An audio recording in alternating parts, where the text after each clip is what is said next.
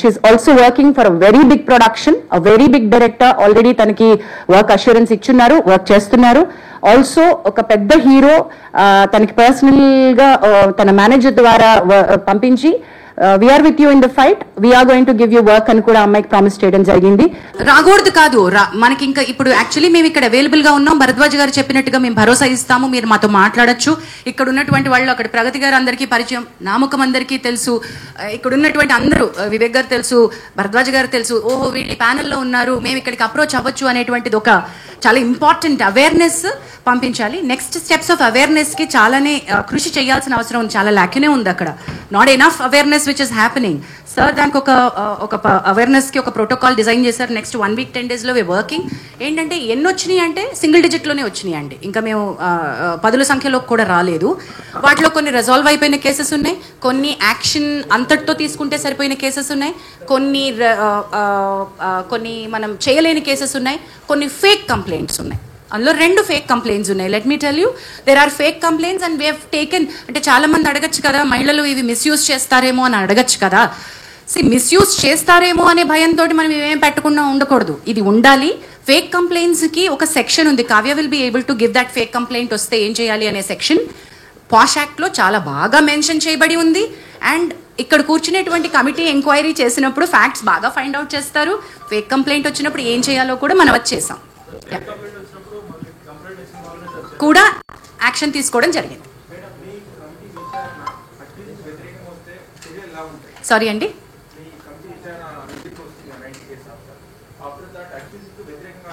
Male choreographer కి వ్యతిరేకంగా వస్తే ఏం చేయాలి అని, అది విచారణ పూర్తయిన తర్వాత కానీ ఏమి రిలీఫ్ అమ్మాయి అడుగుతుంది, మనం ఏమి ఇవ్వచ్చు. మనం కోర్టు కాదండి, ఇక్కడ సివిల్ కోర్టుకు ఉండే పవర్స్ ఉంటాయి కానీ ఈ కమిటీకి, కానీ మనం కోర్టు కాదు. న్యాయపరంగా చట్టపరంగా I think Kavya you should be able to tell that better.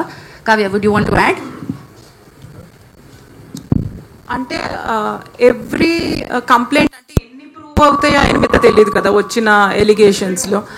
వ్యతిరేకంగా వచ్చినప్పుడు based on that we can discuss and we will decide on, even it can go to suspending him or banning him completely. Not in this particular case, in general అలా వ్యతిరేకంగా వచ్చి prove చేస్తే అలాంటి చర్యలు తీసుకోవచ్చు. And అలానే compensating the victim, so అలాంటివి those kind of penalties. I think Pragati garu wants to no, you don't want to add it? Okay, later. Jansi garu, ekkaduన్నారు I mean, are they approaching you guys like ante వస్తున్నారా ఇలా మా మీద జరుగుతుంది direct గా రారు మీకు తెలుసు అంటే రీసెంట్లీ అను ఇమాన్యుయల్ కూడా there is casting couch in Tollywood industry అని చెప్పి and she also affected with that particular thing అని చెప్పి మనలాంటి మిత్రులు చాలా మంది ఇంటర్వ్యూల్లో అడుగుతున్నప్పుడు వచ్చేటువంటి, ఇప్పుడు చాలా మంది మాట్లాడుతున్నప్పుడు బయటకు వచ్చేటువంటి ఫ్యాక్ట్స్ని మీరు చెప్తున్నారు.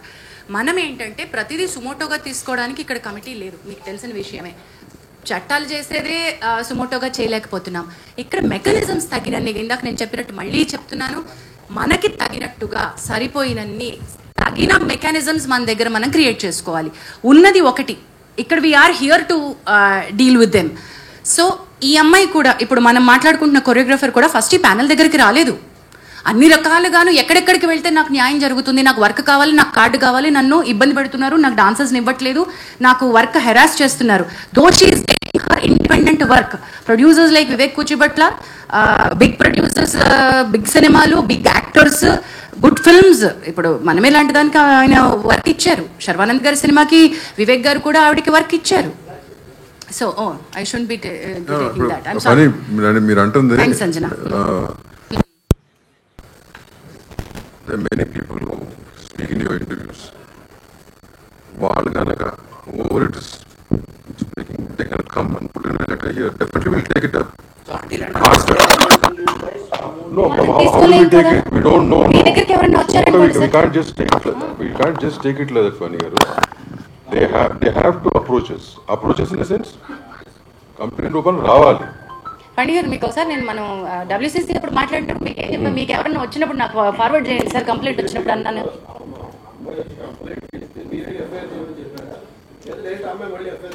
ఓకే, నేను ఒకసారి అది నేను ఇవ్వనా సార్ క్లారిటీ, నేను ఇచ్చేస్తాను. The case was really difficult. The girl has gone through a lot of trauma. The child at the time that she was a minor. ఆ అమ్మాయి ఎక్స్ప్లెయిన్ చేసినటువంటి course is a period between 16 to 21 జరిగినటువంటి harassment. అది సిస్టమిక్గా జరిగింది. How it started, how it ended, మధ్యలో చాలా story ఉంది. ఇది కేవలం sexual harassment at workplace under one పవర్లో ఉన్నటువంటిది మాత్రమే కాదు, దీనిలో అదర్ లీగల్ కోర్సెస్ కూడా చాలా చాలా ఇంపార్టెంట్గా తీసుకోవాల్సింది ఉంది. So the committee has every right to say you have to seek the legal respite. ఒకవేళ అమ్మాయి దగ్గర కనుక లీగల్ హెల్ప్ తీసుకోవడానికి, మెడికల్ హెల్ప్ తీసుకోవడానికి, పోలీస్ హెల్ప్ తీసుకోవడానికి తగినంత బలం లేకపోతే ఈ కమిటీ తన ఎంప్లాయర్, చట్టం ఏం చెప్తుందంటే ఎంప్లాయర్ అంటుంది, కానీ ఇక్కడ ఒక ఎంప్లాయర్ని మనం చూపించలేము కాబట్టి ఆ కమిటీ అమ్మాయికి హెల్ప్ చేయగలగాలి. అమ్మాయి కేసులో రకరకాల హెల్ప్ ప్రొవైడ్ చేయగలగాలి. ఆ బార్గెన్లోనే మనం తనని please approach police for this other case and thereby Bhumika helpline అనే ఎన్జిఓ అమ్మాయికి సపోర్ట్గా నిల్చుంది.